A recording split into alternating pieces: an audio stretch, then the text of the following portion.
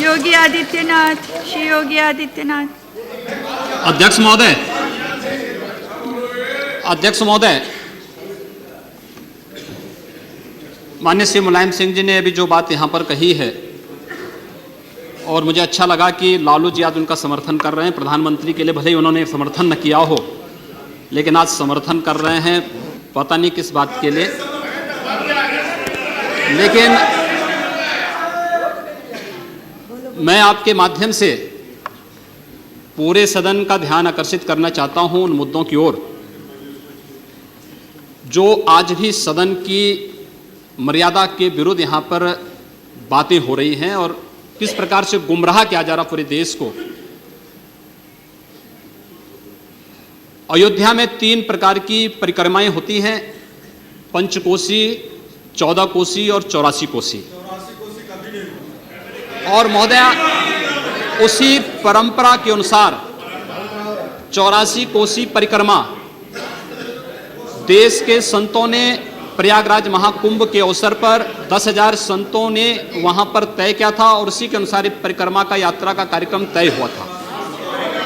महोदया, मैं स्पष्ट कर देना चाहता हूं कि अयोध्या में श्री राम जन्मभूमि, जिस पर माननीय उच्चतम न्यायालय ने इलाहाबाद उच्च न्यायालय की खंडपीठ के निर्णय के बाद स्थगनादेश दिया है, उससे 25-30 किलोमीटर दूर बस्ती जनपद के मखोड़ा नामक स्थान से, जहां पर महाराज दशरथ ने पुत्रेष्टि यज्ञ किया था, उस स्थान से इस परिक्रमा यात्रा को प्रारंभ होना था और विशुद्ध धार्मिक यात्रा थी। इसमें किसी राजनीतिक दल का कोई हस्तक्षेप नहीं था। बिल्कुल 200-250 संतों को इस यात्रा में चलना था और 13 सितंबर तक ये 20 दिन की यात्रा है। लेकिन जिस प्रकार से धार्मिक स्वतंत्रता के मौलिक अधिकार पर उत्तर प्रदेश सरकार ने प्रहार किया है, महोदय, पहली बार देखने को मिला है कि लगभग 2000 से अधिक संतों को गिरफ्तार किया गया है और पूरी तरह अपमानित किया गया है। यहां तक कि अयोध्या जी में सरयू जी का स्नान करने वाले जो संत ऐसे हैं जो केवल सरयू जी का स्नान करते हैं, उसी का जल का ग्रहण करते हैं, उन्हें वहां सरयू जी का पूजन नहीं करने दिया गया, स्नान नहीं करने दिया गया, जबरन उठा करके बंद कर दिया गया, उन पर लाठियां चलाई गई हैं, पूरी तरीके से अपमानित करके। सबसे पहले तो सरकार ने हमारे संवैधानिक और मौलिक अधिकारों का हनन किया है।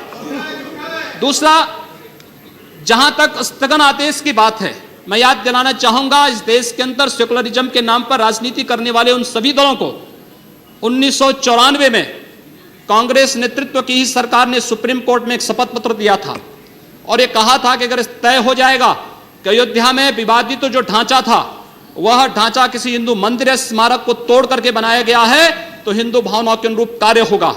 आखिर यह साबित हो चुका है।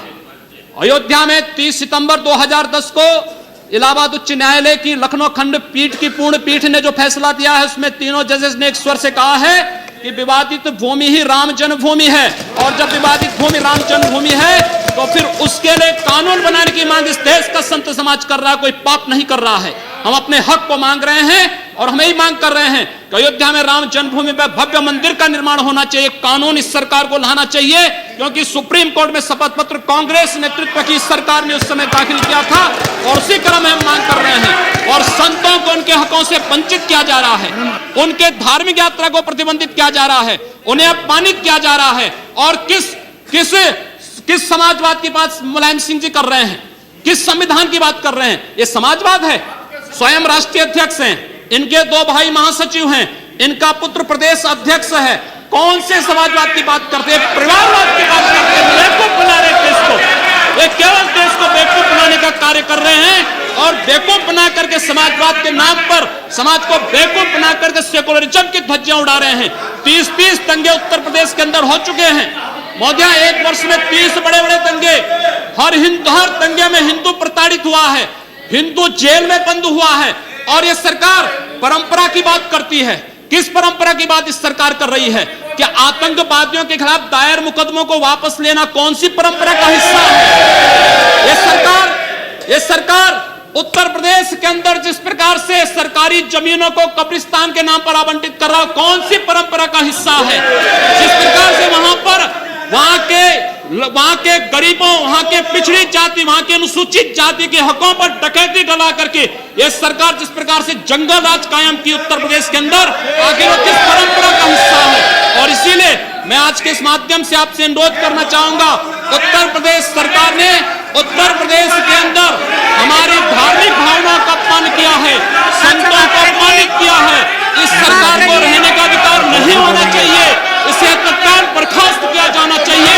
आपसे मैं ये अनुरोध करूंगा कि भारत सरकार से मैं ये मांग करूंगा, ये सरकार लड़ाने का कार्य कर रही है, यह केवल मुस्लिम जिहादी आतंकवाद को प्रश्रय दे करके हिंदुओं को अपमानित करके संतों का अपमान करना चाहती है।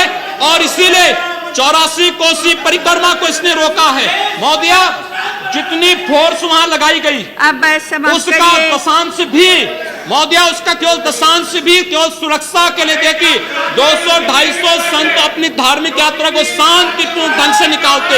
इस सरकार ने यात्रा पर रोक लगा करके उत्तर प्रदेश के अंदर 10 करोड़ लोगों को पीड़ित किया है, अपमानित किया है, उनको परेशान किया है। और यही नहीं, यह सरकार लगातार हिंदुओं को अपमानित करने का कार्य कर रही है। और इसीलिए मैं आपके माध्यम से अनुरोध करूंगा, इस सरकार को रहने का कोई अधिकार नहीं, इसे बर्खास्त किया जाना चाहिए।